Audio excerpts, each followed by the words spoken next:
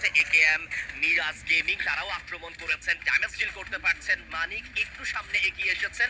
একটা বিপদ কিন্তু হতে পারে ম্যাপের অন্য প্রান্তে। গেমিং উইথ সিয়াম আবারও মিস্টার ট্রিপল আর ডিফেন্ডিং চ্যাম্পিয়ন্স তাদের সাথে কিন্তু ফাইট করা শুরু করে দিয়েছে তাহমিদ সহকারে। সামনে থাকা একেএম, মিরাজ গেমিং প্রত্যেকটা প্লেয়ারের কাছে কিন্তু এই মুহূর্তে কাজ করছে। Wow! উনি হার মানার পাত্র নয়। Goodness! Oh my goodness! Mr. Tripler, they are eliminated. Gaming with Siam one-sided domination show করছে প্রথম ম্যাচে। ইতিমধ্যেই প্রায় 9টি এলিমিনেশন এই দলটির কাছে। গেমিং উইথ সিয়াম কি করছে আইডিএস, এ যেন এক নতুন গেমিং উইথ সিয়াম, এ যেন এক নতুন রূপে নিজেদেরকে প্রকাশ্যে নিয়ে আসা। এমন কিছুই হয়তো বা চাচ্ছিলেন illusionist versus triple R head to head battle, road to গ্লোতে হবে না, তা কি হয়? এবার যেহেতু সুযোগ হয়েছে, সেই সুযোগের সৎ ব্যবহার করেছেন ইলিউশনিস্ট ওয়াইটির সঙ্গে গেমিং উইথ সিয়াম। ডাবল ভেক্টরের প্রতিটি শট খুবই পারফেক্ট কানেকশন পাচ্ছে। দিবস গেমিং এখন পর্যন্ত কিন্তু খুব একটা বড় পরিসরে ফাইটে জড়ায়নি। কিছু কিছু ফাইট তারা সাম টাইম ইগনোর করেছে, কিছু ফাইটে তারা এন্টার করেছেন।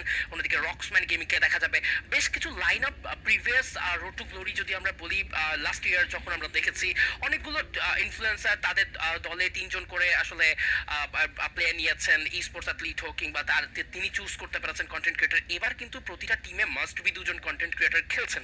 সো সেই হিসাবে আসলে 2জন কন্টেন্ট ক্রিয়েটর, 2জন ই স্পোর্টস অ্যাথলিট বা তাদের চুজেন অ্যাথলিট, এই যে একটা সংমিশ্রণ, এটা কিন্তু আরো জোরালো ভাবেই দেখতে পাচ্ছি যে ভালো একটা রূপ নিয়েছে। এবং প্রতিটি কন্টেন্ট ক্রিয়েটর তাদের দলকে নিয়ে যথেষ্ট চিন্তিত, তারা জানেন কোন ভাবে রোটেট করতে হবে। দেখো অনেক লেট রোটেশনে ট্রাই করছে সিয়াম ভাই, লেট রোটেশনে রয়েছে একেএম, মিরাজ, এবং এই দলগুলো কিন্তু এন্ড অফ দ্য মোমেন্ট তারা কিন্তু অনেকটা সাকসেস পেতে পারে, কারণ লেট রোটেশনে তারা কিন্তু প্লেসমেন্টাল গেমটাই খেলছে। একেবারেই, অ্যান্ড সেই প্লেসমেন্ট গেমটা অবশ্যই তাদেরকে একেবারে শেষ মুহূর্তে ভালো কিছু অ্যাডভান্টেজ তো লুফে নিতে সাহায্য করবেই। ফাইট টু কিলরা আরো একটা লড়াইতে যুক্ত হয়েছে গেমিং উইথ সিয়ামদের সাথে, যেই দলটা এখনো পর্যন্ত লবিতে থাকা আদার টিমগুলোকে খুব ভালোভাবে কম্পিটিশনে লিপ্ত করছিল। জম ডাবল নক বের করেছিলেন, বাট সেখানে খুব দ্রুত রিভাইভাল প্রসেসটাও কমপ্লিট করা হয়েছে।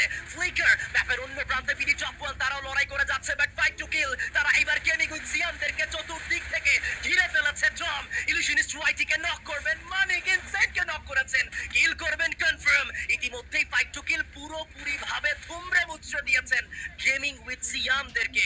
বিন্দু পরিমাণ প্লেয়ার্স কিন্তু এখনো পর্যন্ত হারাননি এই মুহূর্তে।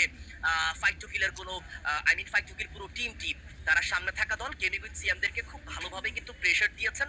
সার্কেলের একেবারে এইজটা এখনো পর্যন্ত মেনটেন করবেন এই দল।